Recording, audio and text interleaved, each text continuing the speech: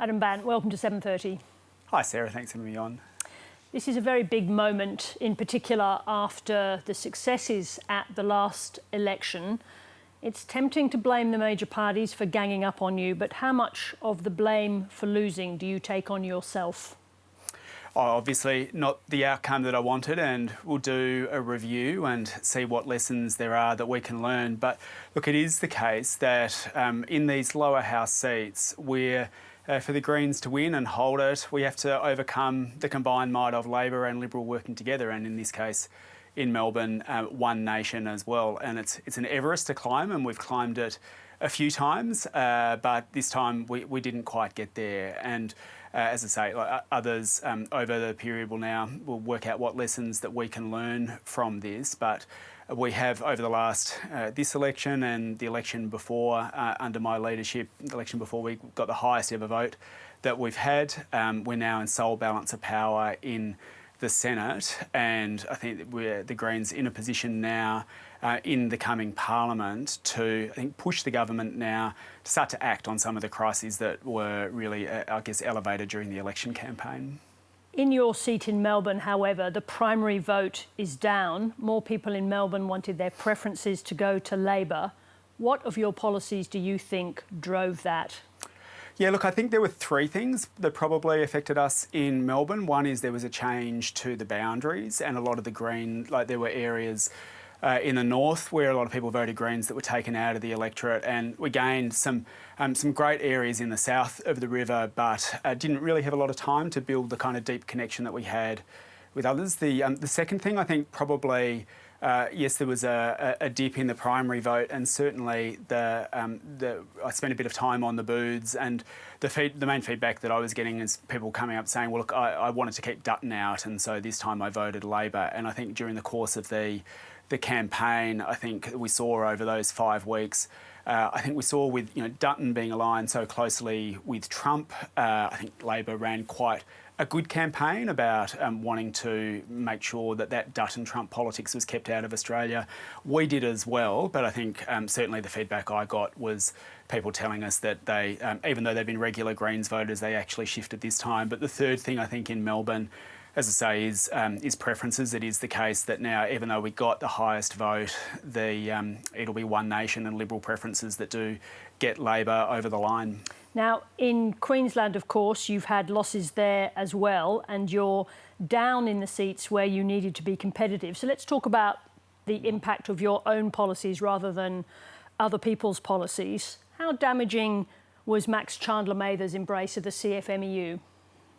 Oh, look, I think people in Griffith knew that Max was in their corner and was going to fight for what's right. And I think the seat of Griffith, interestingly now, like the seat of Melbourne, we've got the Greens and the Teals, and now we've got the Purples. We've got we've got Labor MPs who now owe their political existence to Liberal Party preferences. And just coming back, though, to your own decisions, the decisions made by Greens, was it a tactical misjudgment that, in this case, I'm referring to Max Chandler-Mather's embrace of the CFMEU? Was it a tactical misjudgment because it aligned you in the voters' minds with union thuggery?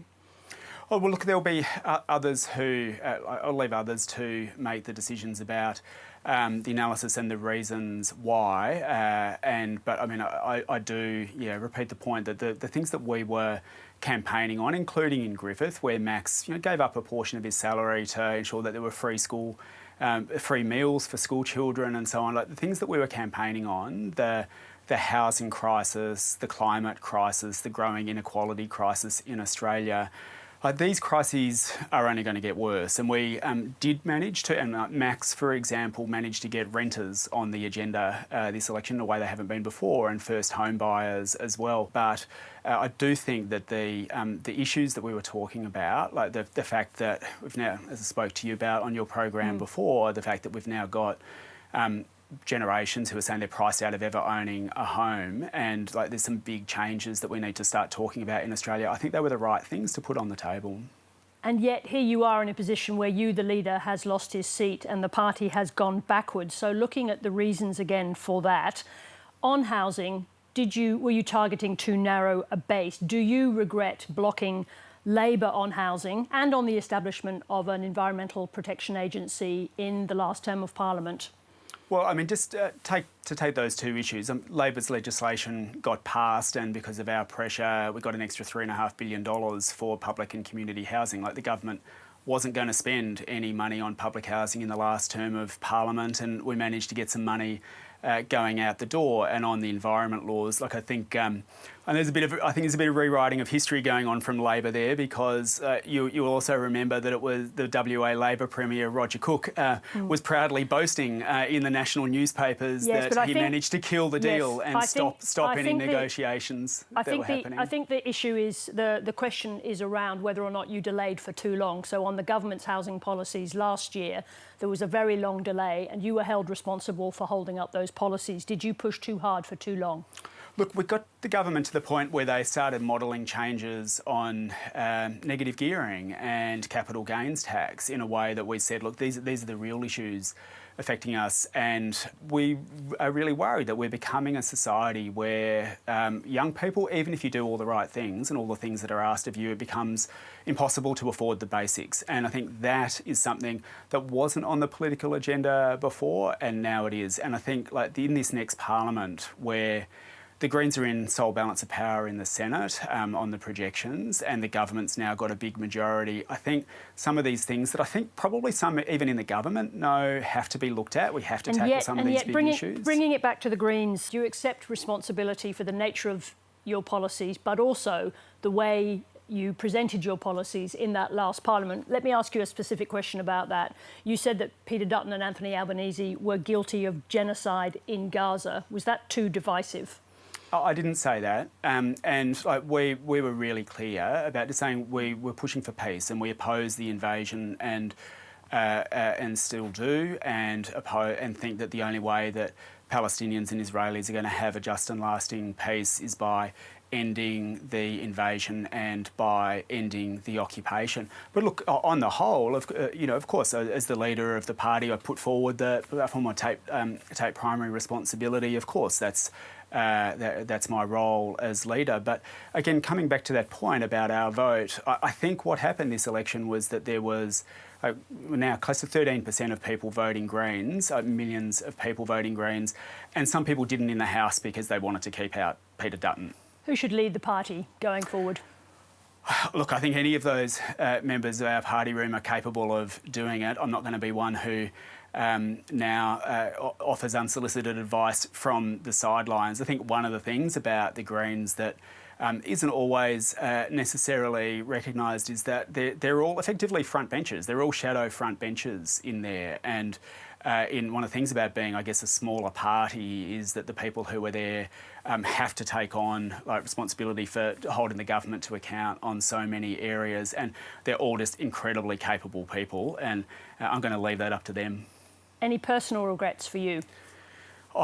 Look, I guess the highlight was getting the carbon price legislation through, back in 2000 in that first Parliament.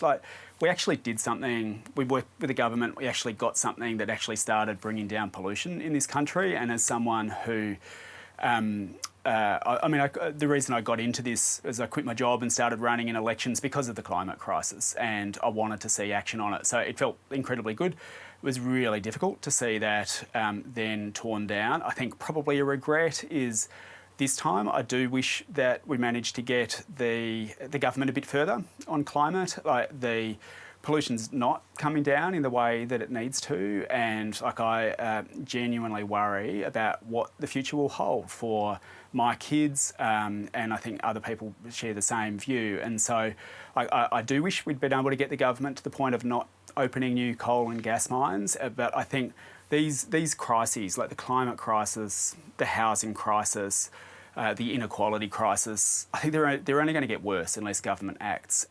Adam Bandt, it's been an extraordinary journey for you. Thank you very much indeed for joining us, especially today. Yeah, look, thank you very much. And can I say, look, thanks for the opportunity over the years. I think there is a real hunger amongst people in this country for getting into some of the meat of some of the policy issues and talking about what it is that governments can do to tackle the big crises that we're facing. And I just want to thank you for the opportunity of being able to talk about those over the years. You're very welcome. Thank you. Thanks.